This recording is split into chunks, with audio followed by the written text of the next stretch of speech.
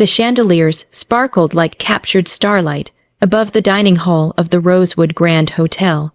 Gold-plated cutlery gleamed under the soft lighting, and waiters glided across the polished marble floor with trays of wine, champagne, and delicacies that smelled more expensive than anything ordinary people could afford. I sat at the edge of the long mahogany table, my silk dress hugging me uncomfortably tight. My husband, Richard, was in his element. His laughter boomed across the room as he slapped the backs of his wealthy friends, bankers, CEO, lawyers, men whose fortunes rested in stocks and inherited estates. Their wives glittered in diamonds and whispered behind manicured hands, occasionally casting me pitying glances.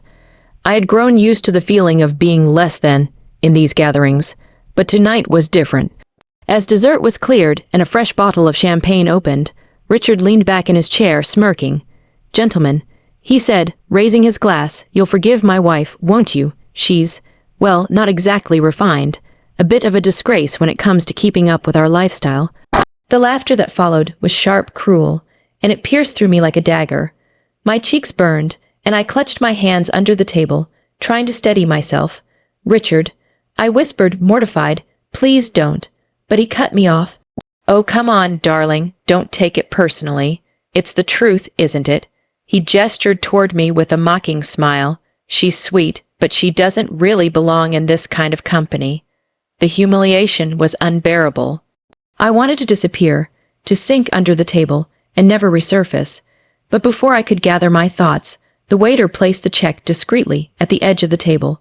Richard picked it up, scanned the total, and then, with a deliberate motion, pushed it toward me. "Why don't you handle this one, sweetheart? Show them you're not completely useless." The room erupted in laughter again. The number on the bill glared at me, $50, I could barely breathe. My throat tightened as I pulled my card from my clutch, sliding it onto the silver tray with trembling hands.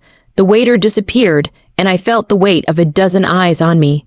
Richard's friends were entertained. Richard himself smirked, satisfied with his cruel little show. I paid. I smiled through the humiliation. I acted as though it didn't matter, but inside, something cracked, something deep and irreparable. That night, as Richard continued laughing with his friends, I sat silently, staring at my untouched champagne. The humiliation had been public, deliberate, and unforgivable, and for the first time in years I thought, this is not the end. This is the beginning. When we returned home, Richard stumbled into bed without a care in the world. I, however, remained awake, sitting by the window, staring into the city lights that blurred through my tears. How did it come to this? I remembered the early days of our marriage, when Richard was not yet wealthy. He had been kind then, ambitious, yes, but attentive. He would hold my hand as we walked through crowded streets, whisper promises of forever, and kiss my forehead when I doubted myself. I had given up my career to support him. I cooked, managed the house, encouraged him when failures nearly crushed him.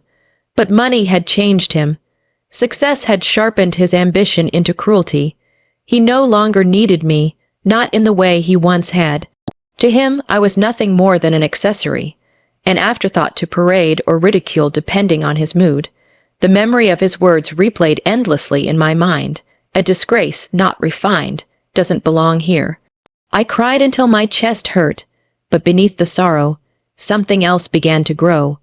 A quiet fire. I realized that I had been clinging to a love that no longer existed. Richard wasn't my partner. He was my captor, holding me in a gilded cage where his words clipped my wings. And I knew then I would not remain a victim. I would rise. The next morning, I smiled at him as if nothing had happened. I cooked his breakfast, kissed his cheek, and played the dutiful wife. He didn't notice the difference. Why would he? He had stopped truly seeing me a long time ago.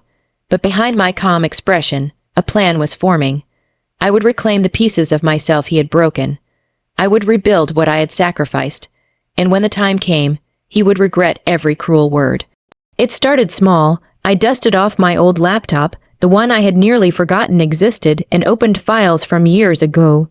Business ideas, marketing drafts, proposals I once dreamed of pursuing. I had a degree, I had talent, and I had experience. All I lacked was confidence, but humiliation is a strange kind of fuel. Day after day, while Richard was out impressing his friends, I worked quietly. I revived my old business plan, networked with contacts I hadn't spoken to in years, and poured every ounce of my energy into creating something of my own. At first, it was exhausting. I stumbled, I failed, I doubted myself. But each time Richard dismissed me or ignored me, I used the pain as motivation. Months passed. My business began to grow. Clients started to trust me, and money trickled in, then poured. I built a small team, reinvested every dollar, and within a year, I had transformed my tiny startup into a company that people respected. Ironically, many of Richard's wealthy friends became my clients. They admired my professionalism, my intelligence, my ability to deliver results. Some even confided that I was far sharper and more visionary than Richard himself. I never flaunted my success at home. Richard remained oblivious, too self-absorbed to notice. But I kept my victories close to my chest, a secret weapon. And in the quiet of my office, late at night, I began to plan my moment. The sweet revenge that would not come from anger or violence, but from power, dignity, and triumph the following year. Richard invited me to another lavish dinner with his friends. He hadn't changed. He still sneered at me, still treated me as though my only worth was in standing silently by his side. But this time I was ready. As we entered the same glittering dining hall, whispers swept across the table. But the whispers weren't about Richard. They were about me. Isn't that her, the founder of Sterling Consulting? She landed the Anderson account last month, didn't she? I heard she's worth millions now. Richard looked confused, frowning as his friends greeted me with genuine respect. Some even stood to shake my hand, addressing me as Mrs. Sterling, with admiration. The evening unfolded, and the balance of power shifted with every passing moment. Richard, once the center of attention, was overshadowed by me, his disgrace. When the check arrived, $10,000 this time. I reached for it before Richard could move. Slowly, deliberately, I slid my black card onto the tray. The room fell silent. Richard's face drained of color. I smiled, my voice calm but firm. The last time you made me pay because you wanted to humiliate me. Tonight, I pay because I can, not because I have to. Remember that difference. The waiter bowed, and my payment went through without hesitation. I stood smoothing my dress, my head held high. Gentlemen, it was a pleasure. Enjoy the rest of your evening. And with that, I walked out of the dining hall, heads turned, eyes followed me, and Richard, my once powerful husband, sat speechless, his empire of arrogance collapsing around him. That night, I didn't return home. I moved into my own penthouse, one I had purchased quietly months before. Divorce papers were filed soon after. Richard had called me a disgrace, but in the end, I became the one thing he never imagined, untouchable. Epilogue. People often ask me how I found the strength to walk away, to rebuild, to rise. My answer is always the same. Never underestimate the woman you humiliate, because sometimes humiliation is not the end. It's the spark of a revolution.